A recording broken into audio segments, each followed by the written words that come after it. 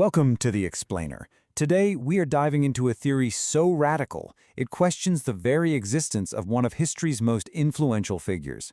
It's a theory that suggests the story at the heart of Western civilization might not have started with a person, but with a myth. So this is the big question, isn't it? It's the core idea behind what's called the Jesus myth theory, and it's a pretty startling idea. The Jesus of Nazareth wasn't a historical man who was later mythologized, but was actually a mythical figure from the get-go. Now, the leading voice for this theory today is a historian named Richard Carrier, and what makes his argument so fascinating and, let's be honest, so controversial is how he makes it. He kind of steps outside the usual way of doing history, borrowing tools from some pretty unexpected places like mathematics and mythology to build his case. So let's open up his toolkit and see what's inside. Okay, so Carrier's whole case really rests on two very different foundations. The first is this super rigorous mathematical way of looking at probability. And the second, that comes from the world of comparative mythology. Let's tackle the math first. First up is something called Bayes' theorem. Now, this is a tool you'd probably expect to find in a statistics class or computer science, right? Not ancient history.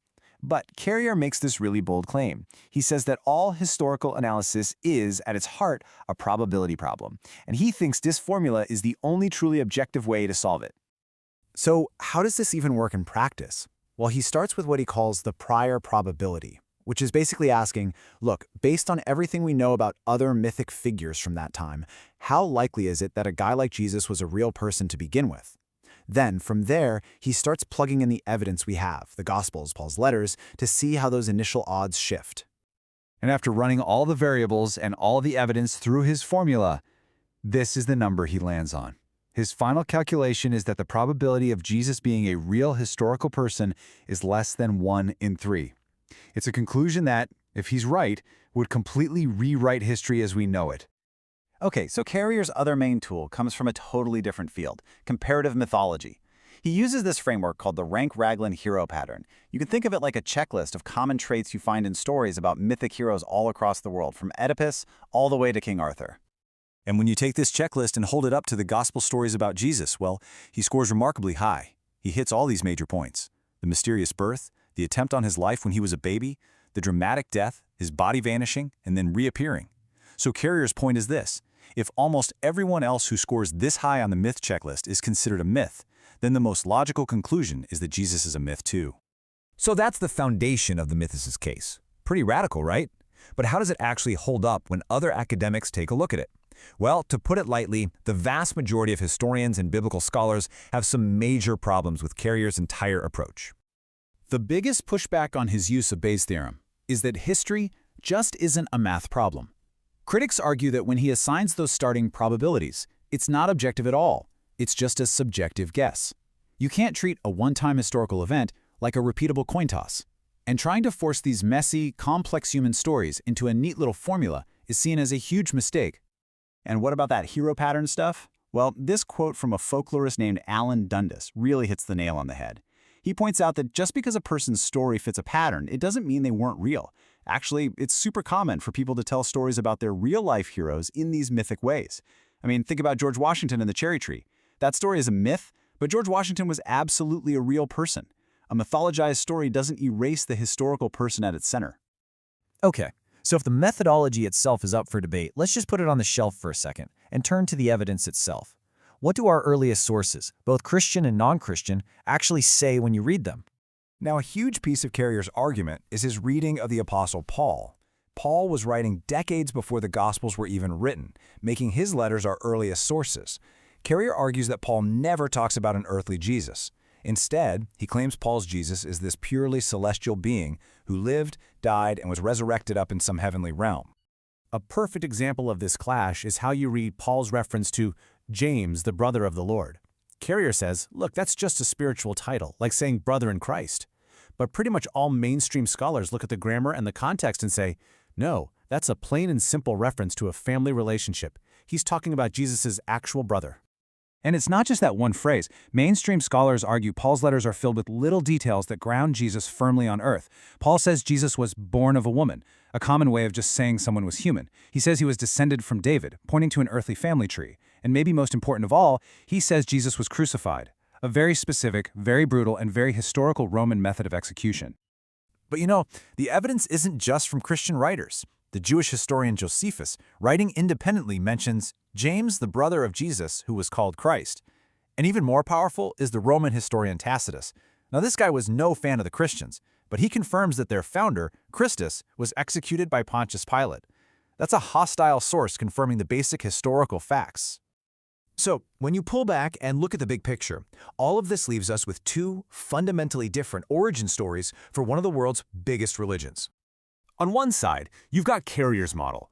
Christianity starts as a myth about a celestial being, and then later, people invented all the earthly stories we read in the Gospels. On the other side, you have the mainstream model. Christianity starts with a real person, and after he died, his followers started telling bigger and bigger, more mythologicalized stories about him. So it really comes down to this. Was it a myth that became history, or a history that became myth? Let's just break that down one more time, side by side. In Carrier's model, you've got a purely spiritual being, a death that happens up in the heavens, and the evidence is based on these myth patterns. In the mainstream view, you've got a real preacher, a real executioner here on Earth, and it's backed up by a pretty straightforward reading of Paul, Josephus, and Tacitus. So after laying out both sides of the argument, the big question is, where does the academic world actually land on all this? Well, the answer is remarkably clear. There's an overwhelming consensus of specialists in ancient history, in the New Testament, who reject the mythicist hypothesis. And as you can see from just a few of these examples, they've published tons of critiques of Carrier's work, challenging everything from his use of math to how he reads the ancient texts. And this statement from Bart Ehrman, who's one of the top scholars in the field, it really just summarizes the whole academic consensus. Mythicism, even though it gets a lot of play online, remains a fringe theory inside the academy. And the reason that consensus is so strong is actually pretty simple. It's just the best and simplest explanation for all the data we have. The historical model just makes more sense of the rapid rise of this movement. And most importantly, it accounts for all these different lines of evidence, from Paul to the Gospels to Josephus to Tacitus, without having to do a bunch of complicated reinterpretations. But at the end of the day, whether you find the mythicist case fascinating or just completely unconvincing, the debate itself forces us to face a fundamental challenge of doing history. When we're trying to look deep into the past, where our sources are few and they're biased and they're incomplete, how do we separate the real person from the legend that grew up around them? That's a question that goes way beyond just this one debate, and it's what makes being a historian so difficult and so fascinating. Welcome to the Deep Dive. We take complex topics and, well, we try to distill them into clear, compelling insights. That's the goal. Today, we're plunging into an idea that's so fundamental it often just goes unquestioned. I'm talking about the historicity of Jesus of Nazareth. I mean, most of us, probably you listening to, grew up assuming Jesus was a real historical person. It's a bedrock assumption for many. But what if that widely held belief is actually fiercely debated, even in rigorous academic circles? Yeah, it might surprise people how contested it can be. So today we're going to examine the very nature of historical inquiry, especially when it touches on something so deeply rooted in, culture and faith. It's a debate that has simmered for centuries, really. But in recent times, it's been reignited with fresh vigor, you could say, and some pretty sophisticated arguments. And our focus today? Our focal point is the Mythicist hypothesis, particularly as it's articulated by Richard Carrier. He's a prominent voice arguing that Jesus may not have existed as a historical figure at all. Right. And his approach, well, it brings a level of methodological rigor, or maybe some would say controversy, that definitely demands our attention. Okay, so our mission for this deep dive is clear then. We're going to thoroughly examine Richard Carrier's meticulously argued case for a mythical, non-historical Jesus. Right. That's the first part. And then maybe even more crucially, we'll explore the robust scholarly counter-arguments, the ones that, well, largely reject his conclusion. Exactly. We need both sides. And our core material for this, our guide, you could say, comes from an extensive academic critique. It's titled Critiquing Richard Carrier's Mythicist Hypothesis, Methodological Deconstruction, Evidence Evaluation, and Leading Scholarly Countermodels by Schuyler fiction. It's a comprehensive piece. So this report is going to help us dissect Carrier's innovative methods, his reinterpretation of key historical evidence, and then present, the overwhelming consensus of leading historians, classicists, and biblical scholars who, well, they largely disagree with him. Yeah, and it's crucial to understand that this isn't just some obscure academic squabble over ancient texts. It's not just dusty books. No, it feels much bigger than that. It is. This deep dive directly challenges how we approach historical evidence itself, how we understand the origins of major belief systems that have shaped, millennia. And how we evaluate complex arguments, too, especially ones that use these scientific-sounding methods like Bayesian probability in fields where maybe they haven't traditionally been used. Precisely that. It raises big questions about methodology. I think that's why it's so compelling. Why is it so crucial, really, to understand how scholars approach a question like, did Jesus exist?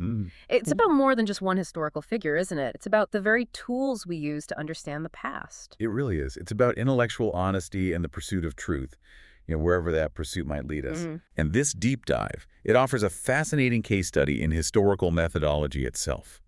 It shows how different perspectives, different foundational frameworks can dramatically alter conclusions, even when you're looking at the exact same source material. So assumptions really matter here. They matter immensely. You'll see how assumptions about what constitutes proof or evidence can diverge quite wildly. Okay, so our goal for you, our listener, is to gain a thorough understanding of the core arguments on both sides. Right. No easy answers, but a good grasp of the debate. We want you to appreciate the sheer complexity of historical reasoning without feeling, overwhelmed by all the detail. Yeah, it can get dense. We want you to come away from this well-informed with a clearer sense of the methods and the evidence involved in historical scholarship. Empowered, hopefully, to critically engage with these kinds of profound questions on your own. That's the aim. Okay, let's unpack this then. Let's dive into Richard Carrier's provocative hypothesis itself. Because as you said, he's not just another voice in a long-standing debate. He's brought a fresh, rigorous, and, well, undeniably controversial approach to this question of Jesus' historicity. That's right. Carrier's central assertion, what's often termed the Mythicist stance, is essentially that Jesus Christ may not have existed as a historical person at all. Not just that the stories were embellished, but that there was no person there to begin with. Correct.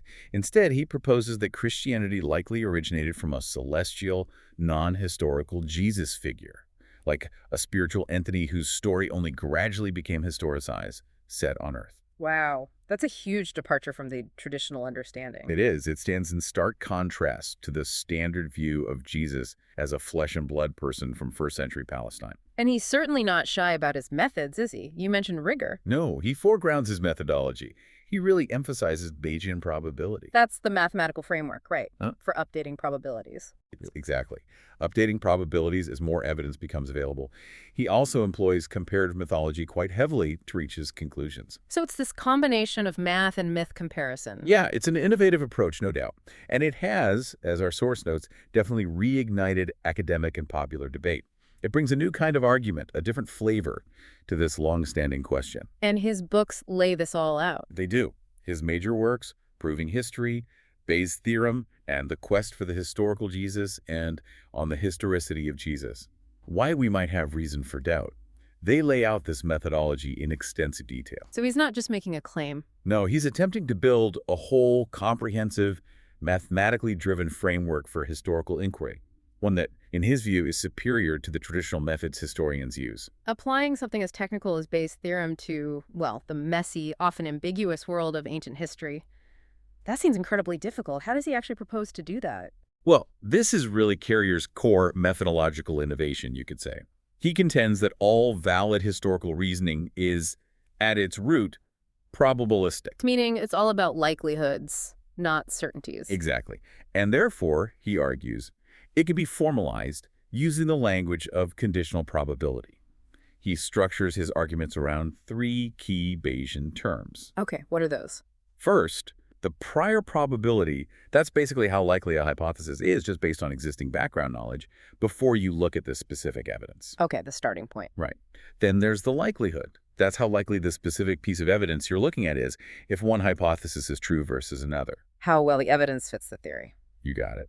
And finally, the posterior probability. That's the recalculated probability of the hypothesis after you've factored in the new evidence. So it's a formal way of updating your beliefs based on evidence. Precisely. And he's basically saying that all those informal ways historians usually assess evidence, like looking for multiple sources or things that seem embarrassing to the writers. Yeah, the traditional criteria. Right. He argues those are just fuzzy versions of what Bayes' theorem can do explicitly. And often, he thinks, they're done badly, maybe even illogically. So his argument is, if you're not doing the math, you're doing it wrong. That's a strong way to put it, but yeah, essentially. He advocates for all arguments about Jesus' historicity to be made entirely explicit by reducing them to formal Bayesian analysis. Wow. That is a bold claim for the entire field of history. He is quite explicit about it. He actually states, quote, "All historical thinking is inherently mathematical, and the more you avoid admitting that, the more easily you will come to illogical or invalid conclusions." And applying this math, what does he conclude about Jesus? Based on his specific Bayesian reasoning, he concludes that the historicist position, the idea that Jesus was a real person, has a relatively low probability. He estimates it's a maximum of 1 in 3. So about 33% chance at best that Jesus was historical? That's his upper bound, yeah. Which is, needless to say, a significant departure from the mainstream scholarly view. Okay, so if Bayes' the theorem is his mathematical bedrock, it makes you wonder what other tools Carrier brings to the table. You mentioned comparative mythology. Right. Alongside Bayes' theorem, Carrier relies heavily on what he calls mythotype parallels. Specifically, he uses something called the Rank-Raglan hero pattern. Rank-Raglan? What's that? It's essentially a 22-point checklist. It was developed by folklorists, drawing from comparative mythology, and it outlines common biographical motifs found in heroic narratives across many different cultures. Things like virgin birth, descent from royalty, overcoming monsters, mysterious death, that kind of thing. Okay, a pattern for hero stories. And how does Jesus score on this checklist in Carrier's analysis? Carrier argues that Jesus scores highly on this pattern, very highly in fact, similar to figures who are widely considered mythical, like Oedipus or Romulus. And the argument is? His central argument here is, quote, "The more mythically a person is described, the less likely they are to have existed." He uses this as a reference class argument. Meaning, if Jesus fits neatly into this category, this reference class of figures described with mythical patterns, and most figures in that class are mythical, then Jesus' own historicity becomes less probable. So it's about categorizing Jesus with figures like Hercules or Dionysus and saying, look, he fits the pattern, so he's probably mythical too. That's the logic, yes. It aims to cast doubt on his existence by placing him within that group. It sounds incredibly precise, almost scientific, with the checklist and the math. But how does this whole approach stand up to scrutiny from the broader academic community? Does it hold water for most historians? That's where things get really interesting, because the counterarguments are robust, and they start by challenging the very application of these tools-based theorem and the Rank-Raglan scale to history in the first place. Exactly. Carrier's methodological innovations are so central to his argument, but they've also attracted, well, intense scrutiny. Let's start with the Bayesian application. What are the main critiques from professional historians and biblical scholars about using Bayes' theorem this way? The criticism is quite sharp, and it comes from several angles. One of the primary concerns revolves around the subjectivity in assigning prior probabilities. The starting point probabilities we talked about. Exactly. Many critics argue that Carrier's estimation of that prior probability, like the likelihood that a heavily mythologized figure like Jesus would actually be unhistorical, rests on what they see as an arbitrary or maybe even a circular selection of his reference class. What makes it arbitrary or circular? Well, there's just no universally agreed upon objective way to quantify the initial probability of a unique historical event or person. How do you assign a number to the chance of any specific figure existing before examining the evidence for that figure? It can feel like you're setting the conclusion at the start. So it's like trying to put a precise number on something that inherently resists that kind of mathematical value. History is full of unique one-off events, right? Precisely. Critics highlight that unique historical events and individuals simply don't lend themselves easily to this kind of mathematical quantification. You can't run multiple Jesus-like figures experiments to establish a frequency-based prior probability like you could in, say, physics or biology. Yeah, you can't repeat history in a lab. Right. Each historical contingency is singular. It's unique. and that makes those frequency-based estimates largely inapplicable.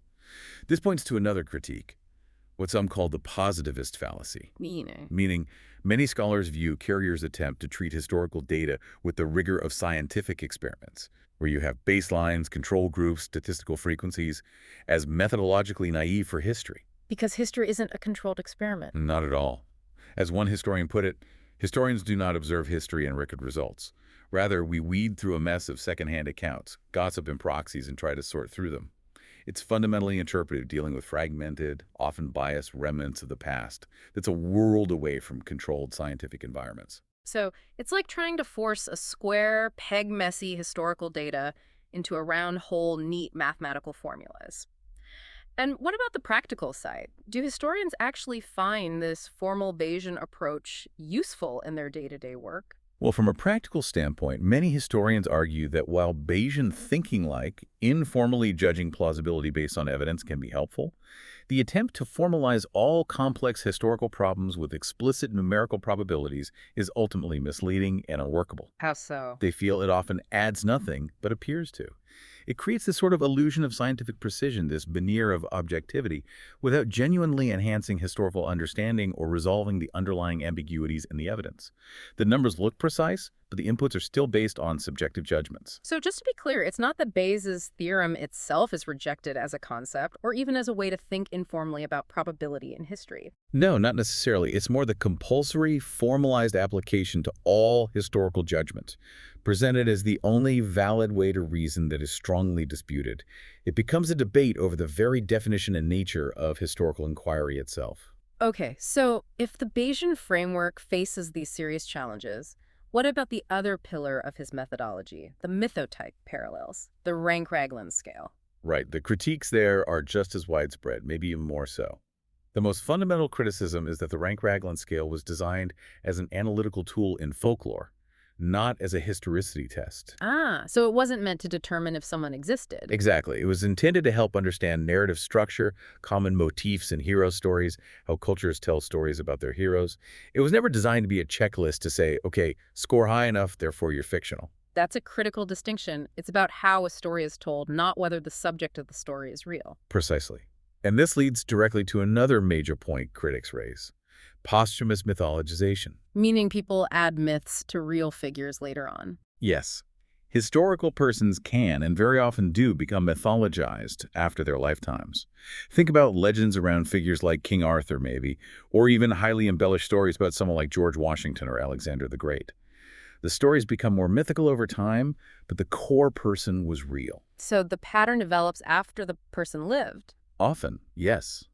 As the folklorist Alan Dundas wrote, the fact that a hero's biography conforms to the Indo-European hero pattern does not necessarily mean that the hero never existed.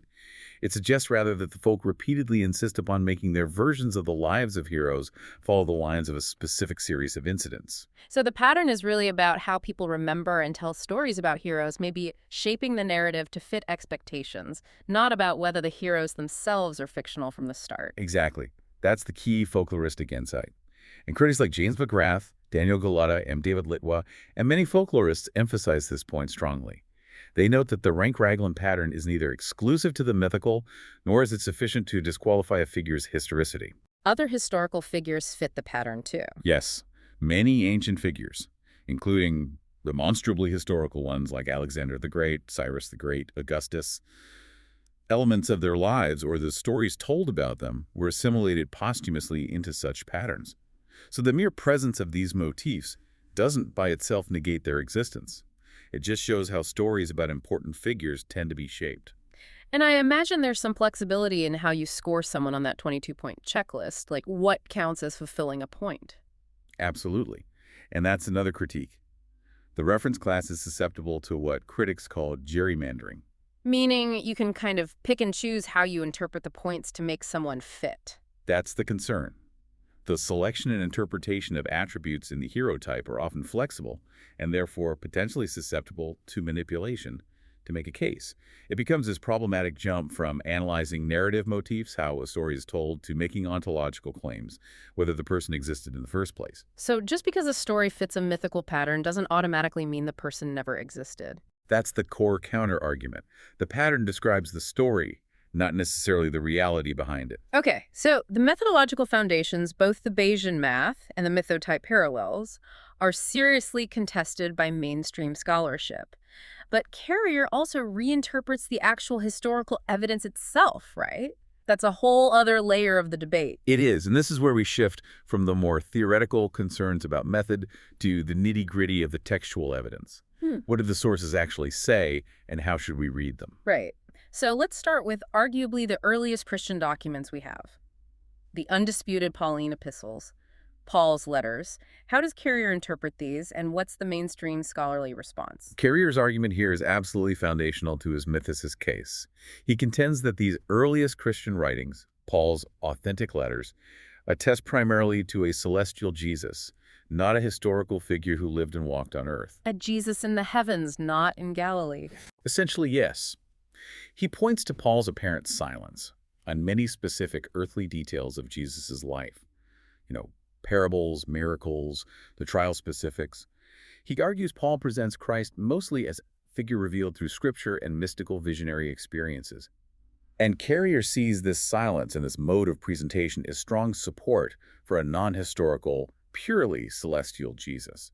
So the argument is, if Paul knew about an earthly Jesus, why doesn't he talk more about his life? That's a key part of it, but mainstream scholarship offers several powerful counterarguments to this interpretation. Okay, like what? First, they point to multiple passages in Paul's authentic letters that seem to clearly refer to Jesus as a real historical person. Can you give an example? Sure. Take Galatians 4:4. Paul says Jesus was born of a woman. Now, scholars explain this isn't some cryptic spiritual statement. It was a standard idiom of the ancient world, used in texts like the Book of Job or even the Gospels, simply to affirm someone's humanity. It's a straightforward way of saying he was a human being. Okay, pretty basic statement of humanity. What else? Then there's Romans 1:3. Paul states Jesus was descended from David according to the flesh. Descended from David. That sounds very earthly, very genealogical. Exactly. This points to a clear human ancestry, not a celestial origin. And this Davidic descent was absolutely crucial for Jewish messianic expectations at the time. It grounds Jesus firmly in human history and Jewish tradition. And what about the crucifixion? Paul talks about that a lot. He does. The frequent references to Jesus being crucified, you find it in 1 Corinthians 2:2, Romans 6:4, Galatians 3:1, and elsewhere, are really significant. The motif of crucifixion is deeply connected to a specific, brutal Roman method of execution on earth. Right, it wasn't a celestial event. No. Using crucifixion imagery for a purely cosmic death wouldn't carry the same theological weight, the same scandal, or the same meaning in that first-century context. It points strongly to an earthly historical event. That's a very stark, visceral, earthly event, isn't it? It is. And beyond these textual points, Paul also names specific associates. He mentions James, the Lord's brother, in Galatians 1:19. He also refers to meeting Peter, Cephas, and John. The Lord's brother. That sounds pretty literal. Well, that's the mainstream interpretation. Paul's first-hand acquaintance with these early community leaders, especially James, referred to explicitly as Jesus' brother, is regarded by virtually all scholars, including leading critical scholars like Bart Ehrman and historical experts like Louis Feldman, as overwhelming evidence for the historicist position. But couldn't brother just mean a spiritual brother, like a fellow believer? That's the mythicist counter, but the sociolinguistic context argues against it here. Scholars point out that brother of the Lord was a known way to refer to blood relatives in that cultural setting. Plus, Paul uses the term brothers, adelphoi, very frequently elsewhere to refer to fellow believers in general. His specific designation of James as the Lord's brother seems intended to distinguish him, likely indicating a familial relationship. So a direct familial link attested by someone who knew James personally. That seems pretty powerful evidence for a historical Jesus who had a family. It's considered very strong evidence, yes. So the core argument from mainstream scholars about Paul's silence is that Paul simply assumes this history. He doesn't need to narrate it in his letters. Why not? Well, scholars like James D.G. Dunn, Jerome Murphy O'Connor, and Bart Ehrman argue that Paul's relative silence on many biographical details isn't evidence for mythicism. It's a function of his epistolary purpose. He was writing letters, not biographies. Right, letters to specific churches about specific problems. Exactly. He was addressing specific community issues, theological disputes, or practical matters. He wasn't trying to give a full account of Jesus' life, because that history was likely assumed common knowledge for his readers, probably taught to them when they first converted. He mentioned details when they were relevant to his argument, like the Last Supper tradition in 1 Corinthians 11, or the death and resurrection accounts in 1 Corinthians 15, because those were essential to his theological points. So the absence of some details doesn't mean they didn't exist or Paul didn't know them. It just means they weren't relevant to Paul's immediate conversation in that particular letter. It's a different genre of writing. Precisely. Furthermore, linguistic analysis shows Paul refers to Jesus as anthropos, a human being, in places like Romans 5 and 1 Corinthians 15. He draws these extended parallels between Adam and Jesus. This comparison really only makes sense in a context where both Adam and Jesus are understood as human, historical actors, not one human and one purely celestial being. Okay, that makes sense. So the case from Paul seems pretty strong for the mainstream view. But beyond Paul, what about voices outside the early Christian community? Surely non-Christian sources provide some clarity. Or maybe they muddy the waters. That's our next major battleground of evidence, you could say. Carrier often recasts these non-Christian sources. He might attribute references to later Christian scribes tampering with the text interpolation, or he uses his probabilistic arguments against their authenticity. Okay, so he doubts them. But what's the mainstream evaluation? Let's start with Josephus, the famous first-century Jewish historian. He mentions Jesus, right? He does, in two key passages in his work, Antiquities of the Jews. The first one, often called the James passage, is in Book 20. It mentions the execution of James, the brother of Jesus, who is called Christ. The brother again. Right. And this passage is, according to the source and the vast majority of modern scholars, universally considered authentic. Universally. That's strong. Why? Experts like Louis Feldman, John P. Meyer, and Bart Ehrman point to several factors. Its tone is quite neutral, almost matter-of-fact. The vocabulary and style fit Josephus's writing elsewhere. And the context describing political turmoil under a specific high priest makes sense within Josephus's narrative. It reads like an independent historical report, identifying James by reference to his more famous brother, Jesus, called the Christ, or Messiah. It implies this Jesus was known. Okay, so that seems like solid external evidence. What about the other more controversial Josephus passage? The Testimonium Flavianum. Ah, yes, the Testimonium Flavianum in Antiquities Book 18. This one is much more complex. It's a longer paragraph describing Jesus, his deeds, his followers, and his crucifixion under Pilate. And the controversy is? The controversy is that the text as we have it contains phrases that sound very Christian, like calling Jesus to Christ, possibly mentioning the resurrection, saying he was more than human. It's widely acknowledged by almost everyone, including proponents of historicity, that some Christian interpolation, meaning later Christian scribes added or altered parts of the text, is likely, maybe even certain. So parts of it were probably added later by Christians. That's the consensus view. However, the scholarly consensus also holds that an authentic core likely remains beneath the later additions. An original mentioned by Josephus himself. Yes. This core probably attested to Jesus as a wise teacher with followers, who was executed by Pontius Pilate and whose movement continued afterward. Recent linguistic and stylistic studies have actually reinforced the likelihood of Joseph's authorship for this core section, even when you strip away the obvious Christian embellishments. So even with scholarly caution, the Testimonium is still generally seen as confirming key historical facts about Jesus from a non-Christian source. That's the mainstream position, yes. It's treated carefully, but not dismissed entirely. Okay. What about Roman historians? Tacitus is another big name often brought up. Tacitus's Annals, written around 116 CE, is incredibly significant. In Book 15, Chapter 44, while describing Emperor Nero blaming Christians for the Great Fire of Rome in 64 CE, Tacitus mentions the founder of the group. And what does he say? He says, Christus, from whom the name had its origin, suffered the extreme penalty during the reign of Tiberius at the hands of one of our procurators, Pontius Pilatus. Wow, that's very direct. It is. And crucially, Tacitus is a hostile Roman source. He had no sympathy for Christians, calling their movement a mischievous superstition. So he had no reason to invent Jesus. Quite the opposite. His language is consistent with his typical sharp, concise style, and it provides independent historical testimony, completely unmediated by Christian tradition. He's describing the origin of this group he dislikes, and he pinpoints its founder, Christus, Latin for Christ, his execution under Pilate during Tiberius's reign. This is widely seen as powerful external confirmation. And are there any other Roman sources, maybe Pliny the Younger or Suetonius? Yes. Pliny the Younger, around 112 CE, wrote a famous letter to Emperor Trajan asking for advice on how to deal with Christians in his province. He describes interrogating them and mentions they sang hymns, to Christ as to a god. So acknowledging Christ as the figure they worshipped. Right. And Suetonius, another Roman historian writing around 121 CE, mentions disturbances among Jews in Rome around 49 CE at the instigation of Chrestus. There's debate about whether Chrestus definitely refers to Christ, but many scholars think it likely reflects conflict over the claims about Jesus spreading in Rome quite early. So, while not detailed biographies, these Roman sources serve as external confirmation of the early Christian movement and its attributed founder figure within decades of Jesus' supposed life. That's how they're generally interpreted, yes. They show the movement existed, it was known, and it was associated with this figure, Christ or Christus. What about Jewish sources beyond Josephus, like the Talmud? The later Babylonian Talmud, compiled centuries later but potentially preserving earlier traditions, does acknowledge Jesus, Yeshu, as historical. However, it reinterprets or disputes his status, often portraying him negatively, with accusations of sorcery or leading Israel astray. But crucially, it doesn't dispute his existence. It argues about who he was, not if he was. Interesting. So even hostile Jewish tradition acknowledges he was a real person they needed to explain or discredit. Exactly.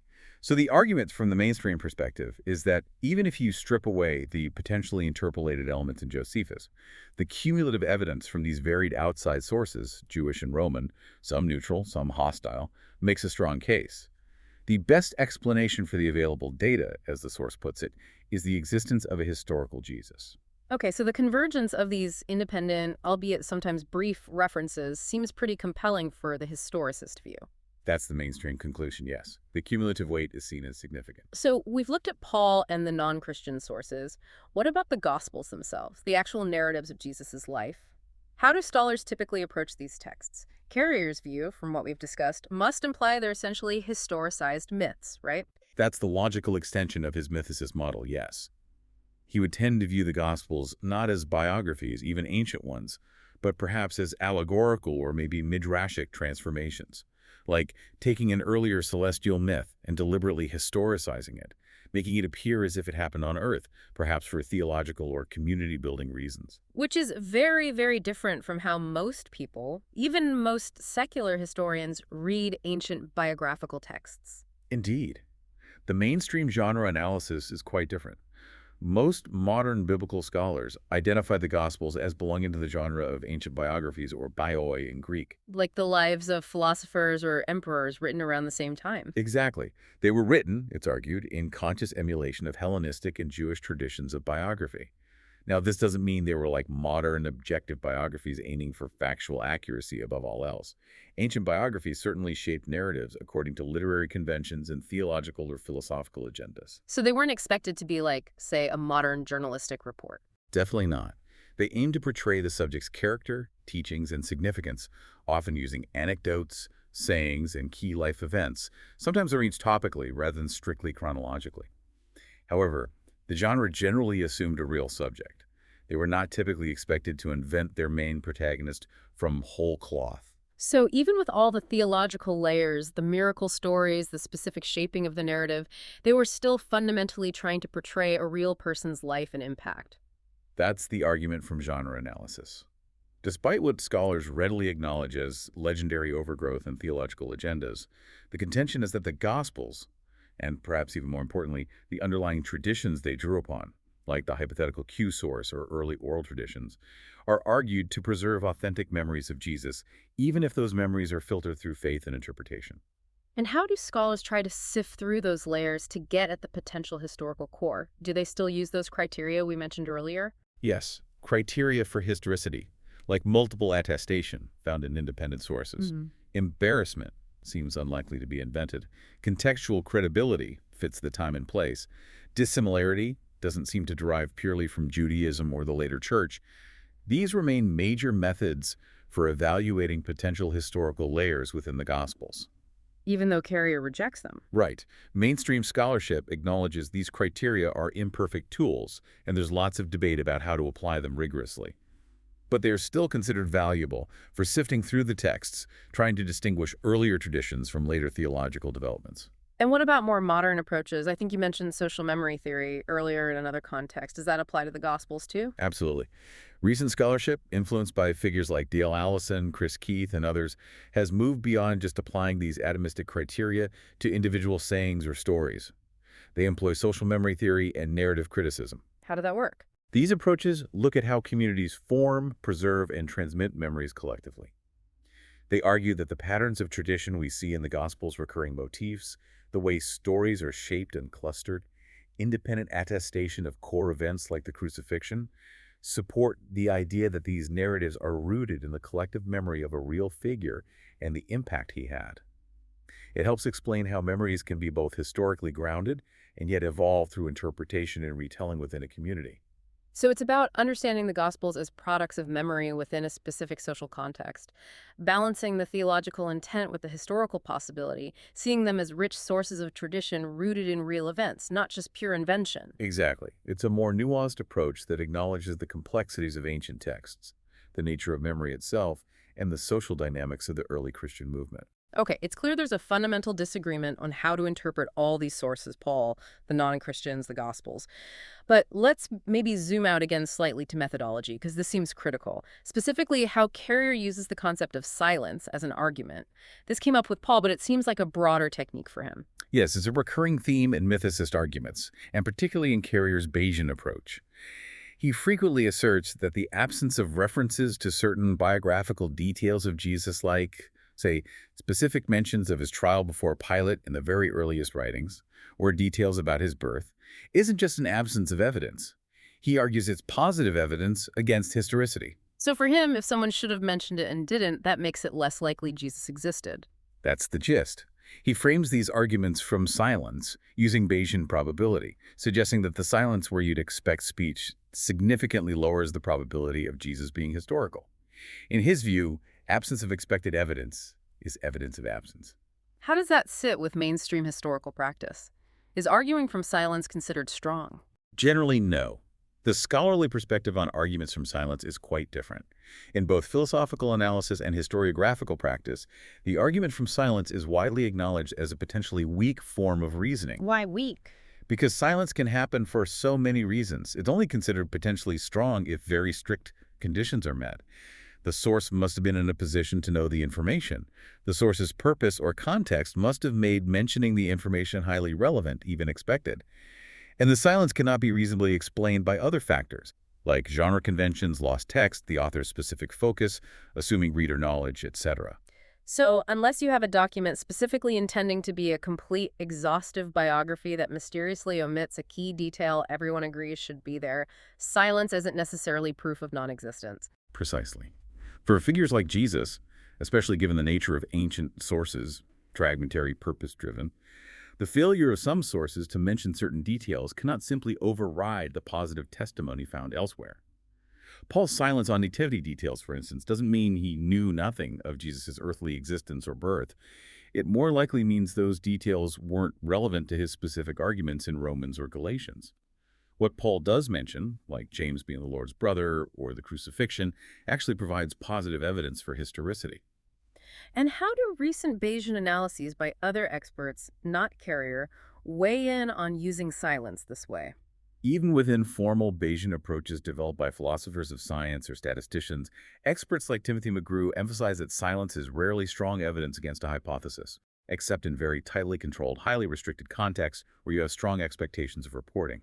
And, crucially, most of Carrier's specific uses of arguments from silence are not considered by critics to meet these necessary conditions for being strong evidence. So it really highlights that critical distinction. Absence of evidence is not automatically evidence of absence. Exactly. One is just an observation about the data we have. The other is a strong conclusion that requires much more compelling justification than mere silence often provides. Okay. Related to the arguments from silence and the whole Bayesian approach is that critical issue we touched on earlier, how you define categories and assign those initial probabilities. This is the reference class problem, right? How does that specifically play out in Carrier's argument? It is, and it's a major point of contention, absolutely central to his quantitative claims. Carrier, as we discussed, places Jesus into a reference class of what he terms heavily mythologized savior heroes. Essentially, figures who, in his assessment, score highly on the Rank-Raglan pattern. Right, the hero checklist. From this self-selected class, he surveys the figures and concludes that, generously, not more than 1 in 3 of such figures are actually historical. He then treats this 1 in 3 ratio, or 33%, as the upper bound for his prior probability that Jesus is historical. So he's essentially saying, look at this group of myth-like figures. Most of them are mythical. Jesus is in this group. Therefore, the starting assumption should be that Jesus is probably mythical, with at most a 1 in 3 chance of being real. That's exactly the structure of the argument. But the source we're using, and numerous other critics, highlight significant problems with how this reference class is constructed. How so? What are the problems? Well, first, the selection and definition of the class are seen as highly problematic. Critics like Thomas Brody or researchers like Chrissy Hansen point out that many more figures could arguably fit the Rank-Raglan template, especially given the inherent flexibility in interpreting each of the 22 motifs. You can stretch the definitions to include or exclude figures. So the boundaries of the class are fuzzy. Very fuzzy. And second, and maybe more importantly, when you actually expand the sample of figures beyond carrier-specific selection, and when you account for the dramatic date of depiction. Meaning how close in time the stories are to the supposed life of the figure. Exactly. When you do that, you find a different pattern. Most mythologized figures from eras closer to Jesus' time, like the Hellenistic or Roman periods, tend to be based on historical individuals like Alexander Augustus. Whereas figures from more remote, dimmer antiquity, like Hercules or Osiris, are more likely to be purely mythical. This temporal factor significantly undermines Carrier's chosen reference class, which mixes figures from vastly different eras without accounting for this critical difference. So he's perhaps picking a class of figures, maybe unconsciously, that better suits his argument by including lots of ancient myths, rather than a truly representative class from Jesus' own historical context. That's the essence of the critique. It can lead to what critics see as circular reasoning. If you start by assuming Christian origins involved mythogenesis, creating a myth, rather than inferring it from the data, then finding parallels with other myths becomes a self-fulfilling prophecy. The method relies heavily on the initial setup of the reference class. And we already discussed how mythologizing often happens after someone lived. Right. If strongly mythologized figures often appear in stories after their historicity is established, like Alexander, then the pattern doesn't prove non-existence. It just shows how legends grow around real people. Using the pattern to argue against existence requires assuming the pattern came before any historical basis, which is precisely what needs to be proven. Okay, that makes the reference class seem quite shaky as a foundation for a precise probability. Finally, on methodology, Carrier doesn't just apply these new methods. He actively rejects many of the long-standing tools of historical Jesus research. How do mainstream scholars respond to that wholesale rejection? This is another major point of significant friction. Carrier systematically rejects or drastically reinterprets most of the traditional authenticity criteria we mentioned: multiple attestation, embarrassment, dissimilarity, coherence, contextual credibility. He often declares them logically salacious or simply invalid as tools for trying to isolate potentially historical traditions about Jesus within the Gospels or other sources. So he basically throws out the toolkit that historians in this field have been using, refining, and debating for decades. Pretty much, yes. He sees them as inherently flawed and argues they should be replaced entirely by his formal Bayesian approach. That's a huge departure. Are these traditional criteria really as worthless as he suggests? What's the current thinking in mainstream scholarship? Well, it's certainly true that these criteria have faced strong critique and significant refinement in recent decades. Nobody thinks they're perfect or foolproof algorithms. There was a period of, perhaps, overconfident application. So scholars acknowledge their limitations. Absolutely. However, the scholarly movement has largely focused on their responsible, nuanced application, often in combination with other methods, rather than outright rejection. Works by scholars like Chris Keith, Anthony LeDun, Dale Allison, or Gerd Tyson advocate for a more holistic, contextually sensitive use. They integrate insights from social memory theory, performance criticism, study of oral tradition, and deep dives into the first-century Jewish and Roman contexts. So it's about making the tools better, using them more carefully, maybe combining them, rather than just ditching them entirely. Exactly. Many scholars still argue that criteria like dissimilarity, when a saying or deed of Jesus seems unlike what first-century Judaism or the later early church would likely invent, or embarrassment, like the crucifixion itself, or Jesus' baptism by John the Baptist, Why would followers invent their leader being subordinate to another prophet? Right, the crucifixion example seems powerful. Why invent something so shameful for your Messiah? It's a very strong argument based on embarrassment.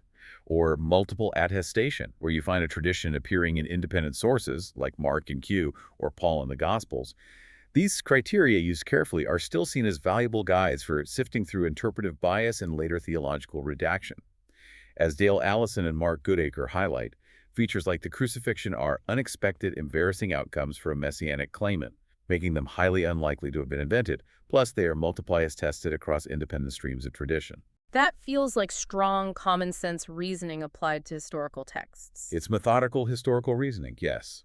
And the consensus critique of Carrier's position is that his wholesale rejection of these tools, without providing a widely accepted, robust, logically consistent alternative method beyond his contested Bayesian formalism, leaves the field potentially more vulnerable to subjectivity and idiosyncratic judgments, which is ironically what much of the mythicist literature is accused of demonstrating. So refining tools is one thing, abandoning them entirely without a proven better alternative is another. That sums up the mainstream response well. Okay. With Carrier's methodology and his reinterpretation of the evidence thoroughly challenged by the mainstream, let's finally look directly at the two competing big-picture visions of Christian origins that emerge from this debate. His celestial Jesus versus the mainstream historical Jesus with a mythic overlay. This really distills the core of the disagreement, doesn't it? It does. These two models represent fundamentally different explanations for how Christianity began and what the earliest Christians believed. Let's start with Carrier's celestial Jesus model, the full-blown mythicist hypothesis. What's the core of his argument for this purely spiritual origin story? In Carrier's model, drawing significantly on the earlier work of Earl Doherty, the very earliest Christian belief, the belief held by Paul and the first followers, was centered on a celestial, perhaps angelic, Jesus figure. So a being who existed only in the heavens. Yes. His death, burial, and resurrection, according to this model, are posited as having occurred entirely in a spiritual or cosmic realm, perhaps in the lower heavens, battled by demons, as some interpretations of Paul might suggest, but definitely not on earth. So the Jesus figure worshipped by the earliest Christians was maybe seen as an adaptation of pre-existing celestial savior myths, perhaps found in some Jewish or Greco-Roman mystical traditions, but reframed within a Jewish monotheistic context. That's the big idea, a pre-existing concept of divine being who undergoes a cosmic ordeal, which is then revealed through scripture or visions. So, in this model, the narratives we read in the Gospels about an earthly life, the birth in Bethlehem, the ministry in Galilee, the crucifixion under Pilate, the empty tomb, those aren't accounts of literal events. No. In this view, those later gospel narratives are seen primarily as allegorical historicizations. Meaning they took the celestial myth and turned it into an earthly story. Right. The core idea is that allegory, or perhaps midrashic interpretation of Scripture, was gradually literalized as Christian communities developed, grew, and maybe competed with each other. This process, consciously or unconsciously, transformed the purely celestial spiritual myth into an apparently historical biography set on Earth, creating the familiar Jesus figure we recognize today. So the model suggests a kind of gradual, almost evolutionary shift from a purely spiritual concept to a physical, earthly person, driven by the need for narrative, maybe for teaching, or for grounding the faith in something seemingly concrete. That's a good summary of the proposed historicization process within the mythicist model, yes. Okay. This is clearly a radical reimagining of Christian origins. What then is the overwhelmingly dominant alternative view held by mainstream scholarship, and what's the key evidence supporting it? The alternative view, which, as our source material emphasizes, is overwhelmingly supported by mainstream scholarship across disciplines, holds that Jesus was indeed a real Jewish figure, a teacher or prophet, active in early first-century Palestine. So starting with a real person. Starting with a real person. Yeah. His execution, likely by crucifixion under Pontius Pilate, then catalyzed a rapid and complex process of theological interpretation, reflection, and, yes, mythologization, leading to the elevated claims about his divinity, resurrection, and significance found in the New Testament and later tradition. So it's a historical core, a real person, but with a significant mythic or theological layer added onto that core, rather than Carrier's model of a purely mythic figure that later gets dressed up as historical. Exactly. Historical foundation, subsequent mythological development. That's the mainstream model. What's considered the strongest evidence supporting this historical Jesus model? There are several converging lines of argument. One key area, which we touched on regarding Paul, is what scholars like Larry Hurtado and Martin Engel have studied extensively: the earliest Christian devotion scenarios. What does that involve? They've documented the rapid, unprecedented rise of binitarian devotion, meaning worshiping Jesus alongside God within a thoroughly Jewish monotheistic context, starting incredibly early, likely within years of Jesus' death. Worshipping a human being alongside the one God of Israel, that is radical for Judaism. Extremely radical. And Hurtado argues this kind of intense, almost immediate devotional practice directed at a specific, named individual is best explained by the trauma and cognitive dissonance following a real, remembered leader's unexpected, shameful death, coupled with powerful experiences interpreted as resurrection appearances following his crucifixion. It's hard to account for such a radical religious shift happening so quickly for a purely mythical figure nobody ever met. That makes intuitive sense. People don't usually start worshiping a newly invented abstract concept with that kind of immediate high-level fervor, especially if it breaks existing religious norms so drastically. Exactly. This ties directly into the pattern of early martyrdom and testimony. The documented willingness of many early followers to face social marginalization, intense persecution, and even brutal death for their belief in Jesus as Lord and Christ is often cited. Their willingness to die for their faith. Yes, this is generally seen as best accounted for by the memory of a compelling historical event in person, and the conviction that something transformative had occurred related to him, rather than people suddenly deciding to die for a recently adopted celestial myth or allegory. People die for what they believe happened, especially concerning a leader they felt connected to, even if indirectly through the first apostles. Okay. And how does social memory theory fit into this mainstream model? You mentioned it helps understand the Gospels. Social memory theory is crucial here too. It provides a framework for understanding how communities remember and transmit stories about significant figures and events. It clarifies that, typically, mythicization attaches to already existing figures, not the other way around. Legends grow around real people. People don't usually invent a historical figure out of a pure myth. So the process observed in other historical contexts supports legend growing on fact, not fact being created for myth. Generally, yes.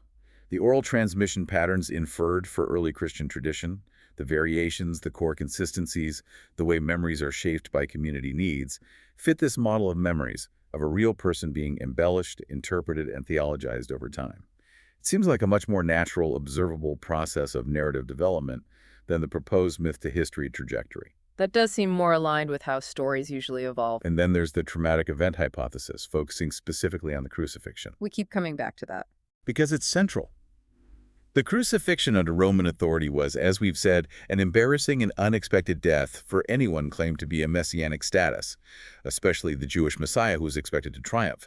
As scholars like John Dominic Crossan and many others argue, such a humiliating, cursed death is highly unlikely to have been invented by followers trying to create a glorious savior figure. Why invent a failure, a defeat? Exactly. Its very persistence as the absolute central narrative motif, the thing Paul focuses on, the event the Gospels build towards, is seen as powerful evidence for its historical rootedness. It suggests it happened, and the early Christians had to grapple with its meaning, eventually reinterpreting it as a victory rather than inventing it whole cloth. Okay.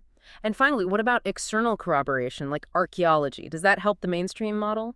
Well, it's important to be clear. There's no direct archaeological evidence for Jesus himself, no inscription saying Jesus was here, no house identified as his, and for a peasant artisan preacher from rural Galilee in the 1st century, that's entirely unsurprising. We wouldn't expect that kind of evidence. Right. Most people from that time and status left no direct physical trace. Exactly. However, numerous indirect archaeological and material findings do reinforce the general plausibility and historical context of the gospel narratives. Things like the Pilate inscription found at Caesarea, confirming Pilate was prefect just as the Gospels say.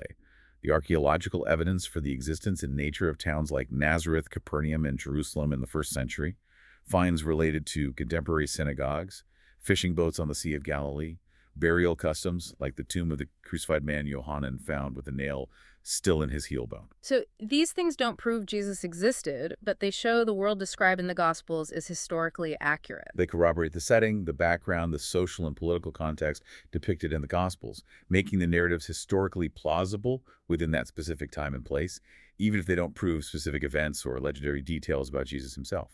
Okay, so to sum up the mainstream model, it explains how these extraordinary claims about Jesus could arise more naturally from the powerful memory of a real person and the transformative, albeit traumatic, events surrounding his life and death.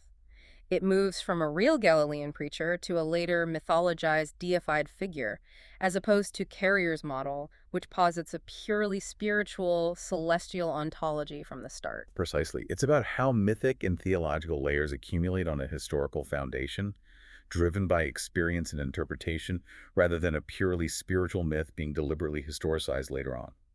So with these two compelling yet starkly different models laid out before us, how does the academic world actually weigh in on their validity? What's the general scholarly reception of Carrier's mythicism specifically? The consensus among contemporary historians of antiquity, and again, this is crucial, includes secular scholars, non-Christian scholars, Jewish scholars, even radical critics of Christian theology, and not just believing academics, is that mythicism, in Carrier's specific sense, remains a fringe theory. Fringe? Why fringe? Is it just bias? The argument presented in our source, and echoed by many scholars, is that this isn't primarily a product of ideological or theological bias defending tradition. Instead, it's seen as the result of the cumulative weight of historical, textual, linguistic, and archaeological evidence that leads the vast majority of experts in the relevant fields to conclude that the historicist position is far more plausible. So it's not simply religious scholars pushing back. It's a broad academic rejection based on evidence and method.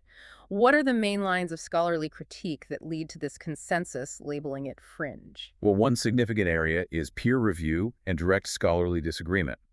Carrier's major work on historicity, on the historicity of Jesus, was published by a reputable academic press, Sheffield Phoenix Press.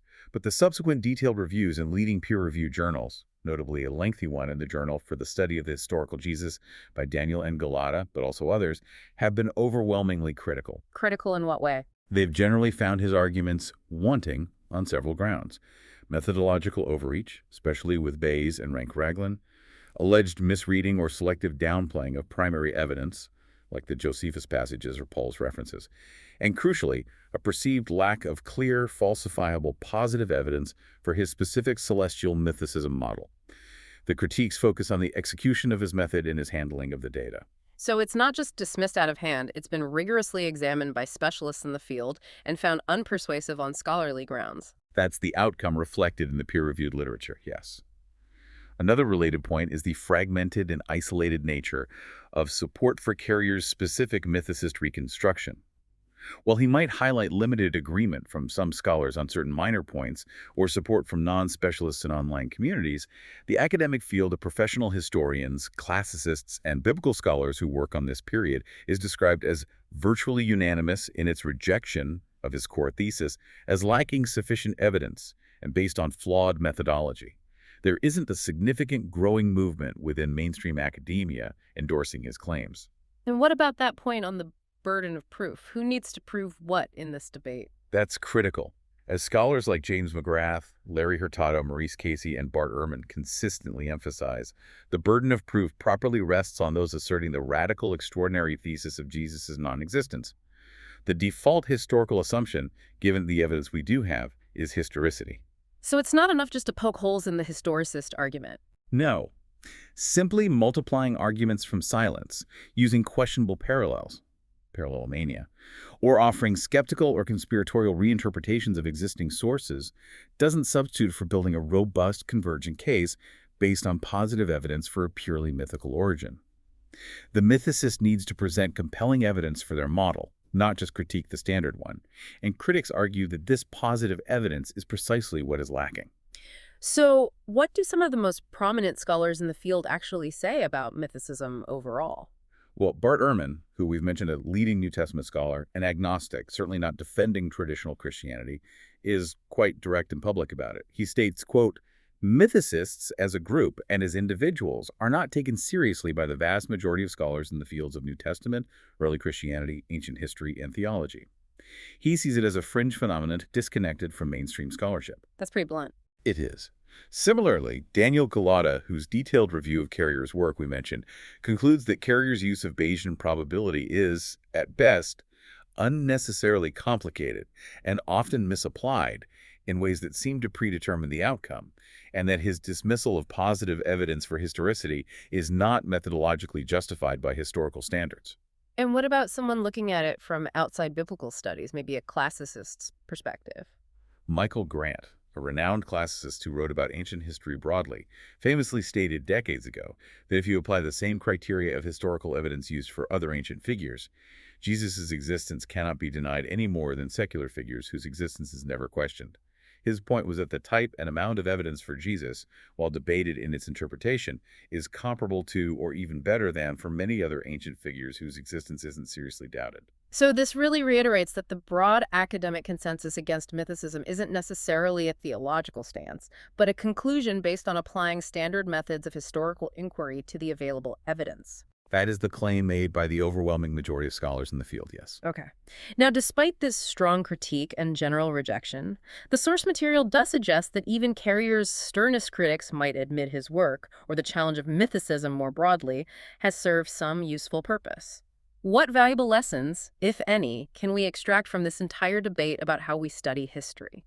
That's an excellent question and an important one, because even when a hypothesis is ultimately rejected by the consensus, the intellectual challenge it poses can be incredibly useful for sharpening the field's own methods and assumptions. How so? Carrier's methodological challenges, even if considered poorly executed or ultimately unpersuasive by most, have arguably usefully prompted a re-examination of how historians handle probability, evidence, and potential bias. It forces scholars to be clearer about their own reasoning, even their informal reasoning. So this deep dive into his critique isn't just about debunking, it's also about learning how to do history better, how to be more self-aware methodologically. So it's kind of sharpening the tools of the trade in a way by forcing a defense and a clarification. You can definitely see it that way. Yeah. It pushes the mainstream to articulate why they conclude what they do and to refine their methods in response to the critique. What are some key takeaways or directions for future research that have emerged, perhaps partly in response to these kinds of challenges? Well, one major lesson seems to be the need to better integrate insights from social memory theory with careful probabilistic reasoning. The goal is a more nuanced approach, one that combines understanding how societies collectively remember and transmit traditions with careful thinking about likelihoods, but maybe without forcing explicit, potentially arbitrary numbers onto unique historical events where they don't really fit. Getting the best of both worlds, maybe? And I remember we talked about parallelomania earlier, seeing parallels everywhere. Yes. There's certainly a heightened awareness now to guard against parallelomania, the tendency to get overly enthusiastic about spotting supposed mythic motifs or parallels between Jesus and other ancient figures, like Horus or Mithras, which are often brought up in popular mythicism, but are usually based on very late or inaccurate comparisons, and then drawing sweeping conclusions about historicity based solely on those often superficial resemblances. The Rank-Raglan scale, for example, is now more carefully understood within its proper context as an analytical tool for folklore structure, not a simple litmus test for existence. So more nuanced, contextually sensitive approaches seem to be the direction. Absolutely.